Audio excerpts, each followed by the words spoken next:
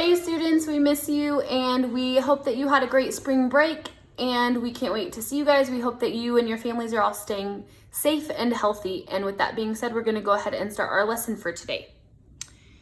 So here we have a frequency table, and in our instructions here it tells us to do it based off of the class. However, since we're not meeting in person but we're meeting virtually, I went ahead and filled it out for us. So you're going to go ahead and make your frequency table look just like my frequency table. Number of siblings is 0, frequency is 3. Number of siblings at 1, frequency is 4. Number of siblings is 2, frequency is 5. Number of siblings is 3, frequency is 3. Number of siblings is 4, frequency is 2. And number of siblings is 5 or more, and frequency is 3. So we're going to take this information on our frequency table and we are going to create this bar graph here. But before we do that, we need to define what a bar graph actually is. So it says a bar graph is a chart that uses bars to show comparisons between categories of data. So if you need to pause the video right here to go ahead and be able to write that down and then press play when you're finished. Now create a bar graph using the data from the frequency chart. Number of siblings. So before we start anything, we actually need to label our axes. So here is our x-axis and our y-axis. If you remember all the way back to last semester, if we think about our table, usually the left side represents our x, and usually the left side represents our x, and the right side usually represents our y. So if we're looking here, we have 0 siblings and 3 frequencies. So we're going to go to our number of siblings. Sorry, this is kind of hard to do a video one-handed. Number of siblings. So we're going to go ahead and label our x-axis that, number of siblings, and our y-axis is going to be frequency. So now your bar graph should look something like this. Now we're going to go back to this. So we have number of siblings is 0 and our frequency is 3. So we're going to go to our number of siblings at 0 and we're going to draw it to 3. And remember to check your intervals. I don't believe that this side is counting by 1, so make sure that if you're going up to 3, that you go halfway between 2 and 4. And then after you draw your little rectangle, you're going to shade it in. And something that's easy and helps and is kind of just like a little trick for you is to write whatever that number is that the bar represents above it. And that way you don't really have to think about it again. You're kind of already done with that, and it's just something to help you. Then we'll go back to our frequency table. Number of siblings is 1, frequency is 4. So we're gonna go here to 1, go up to 4, and draw our rectangle, fill it in, and write our number above it. Then we have number of siblings is 2, frequency is 5. Don't forget to check your intervals.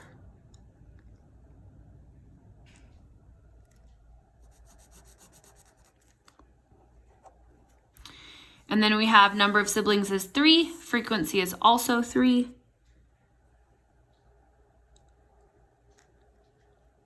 Don't forget to color it in and write your number above it. And then our number of siblings 4 and our frequency is 2. So we're gonna draw a rectangle up to 2, color it in. We're gonna pretend like these are all the same size and look so uniform and beautiful. Then we're gonna go to number of siblings 5 or more, and our frequency is 3. So this is our last one. Color it in and write your 3 above it. Awesome, let's move on to the next part. So now it says, what fraction of your class has 2 siblings? Well, we know for a fraction that we have our part over our total. So in order to do that, what's something we're gonna have to do? You nailed it. We have to add up all of the students that we surveyed. So you can do that one of 2 ways. You can look at your frequency table and count 1, 2, 3, 4, 5, 6, 7, 8, 9, 10, 11, 12, all the way up till you get to the end. Or you can also add, so 3 plus 4 plus 5 plus 3 plus 2 plus 3. And our total is 20. Now, because we're dealing with so many numbers, make sure you're reading very carefully. So this is asking what fraction of your class has 2 siblings. So number of siblings, 2, and that's 5 people. So we're dealing with numbers here, we're dealing with numbers here, we're dealing with numbers here. So make sure that you're really reading carefully. So that means we have 5 out of 20. How can you write the fraction of people with 2 siblings as a percent? Well, if I have, oops, sorry, my paper started moving. So if I have 5 over 20, if I want to get to a percent is always out of what? Exactly, it's out of 100. So we want to try to get from 20 to 100. Now, how do I do that? Multiply by 5, you got it. If I multiply by 5 on the bottom, what do I have to do to the top? The same thing. So 5 times 5 is 25. So our percent for this, so the amount of people with 2 siblings as a percent is 25%. Awesome. And sometimes you might have to simplify before you try to get to 100. Sometimes that helps. Just kind of depends on what it's asking for. You could also set up your part over total equals percent over 100 and cross multiply and divide. So remember, you would do your part times 100 and then your total times your percent. And since we were looking for percent, that would have been our x. All right, let's go ahead and turn over our paper. We're going to look at the back side. Now we're going to talk about a circle graph. So to define a circle graph is a graph in the form of a circle that is divided into sectors, with each sector representing a part of the data set. Go ahead and pause the video until you get everything written down, and then you can go ahead and press play. Number 5, a total of 250 students were asked to identify their favorite class. The circle graph shows the results of the survey. What is the total percent of all circle graphs? Well, total percent for anything and everything is, hopefully we all know this by now, 100%.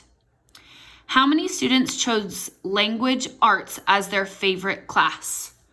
Now remember, we have to do our part over our total, or our whole, depending on how you like to say it, equals percent over 100.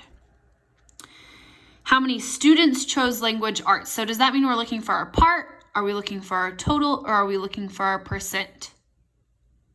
Well, here it tells us a total of 250 students. So that means that our total has to be 250. And then if we need to know how many students, well, that's not percent. So this has to be our x.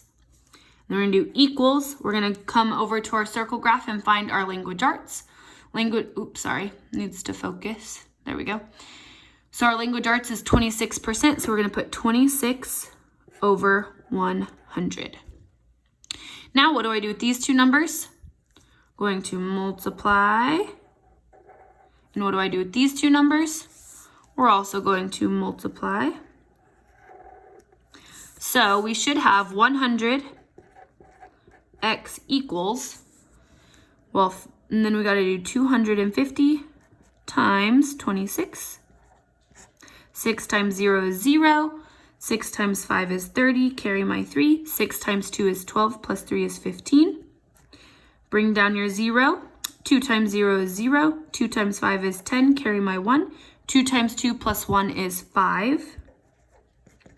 I'm going to add those together. 0 plus 0, 0 plus 0, 5 plus 0, and 1 plus 5. So now we have, needs to focus. So now we have 6,500. So 100x equals 6,500. Hopefully this looks familiar to you because we did something like this at the beginning of the school year. Bring back our railroad tracks. How do I undo 100 times x? We need to divide. If I divide on this side of the equal sign, what do I have to do to this side? We also have to divide on this side, or else our train will fall off the train tracks, and that's no good. 100 divided by 100 is 1 whole, so we're going to 1 it out. Bring down our x equals. Because we have a place value shift, if there's 2 zeros in 100, we have to shift the decimal 2 times to the left, because we're dividing, that's why we shift to the left. Our number needs to get smaller, not bigger. And we are at 65 students for our final answer. All right, don't forget, if you guys need help with any of the homework or any of the assignments that we have, to email me, Miss Boki or Miss Irwin. Thanks so much, and I hope you guys have a great day. Bye-bye.